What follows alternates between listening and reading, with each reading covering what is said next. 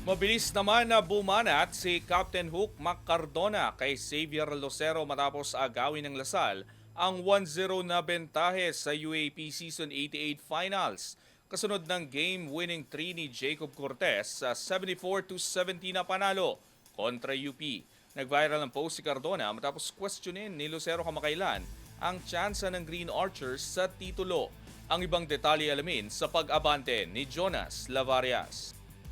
Hindi nagpatumpik-tumpik si dating De La Salle Green Archer star at PBA champion Mac Cardona na sagutin si Xavier Lucero matapos kunin ng Lasal ang unang panalo sa UAAP Season 88 Men's Basketball Finals.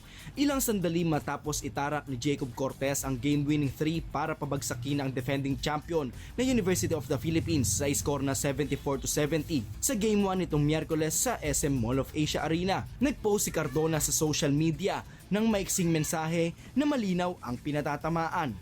Tinukoy ni Cardona ang 1-0 na kalamangan ng Lasal sa Best of 3 Final Series bilang reaksyon sa maagang pag-agaw nila ng upper hand laban sa kampo ni Lucero. Umingay agad ang naturang post lalo't ilang araw bago magsimula ang finals ay hayagang kinwestiyon ni Lucero ang kakayahan ng Green Archers na magkampiyon. Sinabi ni Lucero noon sa panayam ng Abante Sports Now na sa tingin niya ay kulang ang Lasal para magwagi ng titulo.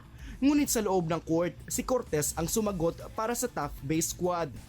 Yeah, I don't want to jinx them, but I'm pretty confident. You know, I don't think LaSalle has what it takes. I just come out and say it. You know, we got coaches from LaSalle and whatnot. And, you know, I tell them straight to their face.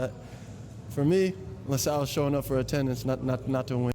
Ipinako ng Lasal guard ang malamig na step back 3 laban kay Raylan Torres. May 27.4 seconds ang nalalabi at tuluyang sinelyuhan ang panalo at pinatahimik ang pro-UP crowd. Nagtapos si Cortez na may 21 points habang nag-ambag ng 15 points si Doy Dungo. Hindi rin umubra ang career high na 34 points ni Harold Alarcon para sa Fighting Maroons matapos mawalan ng kontrol ang UP sa huling sandali ng fourth quarter. Nagtapos ang laro, nananatiling nakatuon si Cortez sa mas malaking layunin ng kupunan. Ayon sa kanya, alam nilang gagawa ng adjustments ang UP para sa Game 2 at kailangan nilang maging handa. Sa ngayon, malinaw ang mensahe ni Cardona, hindi salita, hindi prediksyon kundi scoreboard ang basehan. Hawak na ng Lasal ngayon ang bentahe at itatakda ang Game 2 sa linggo sa parehong venue kung saan sisikapin ng UP ang do or die habang isang panalo na lang ang hinahabol ng Green Archers patungo sa Corona.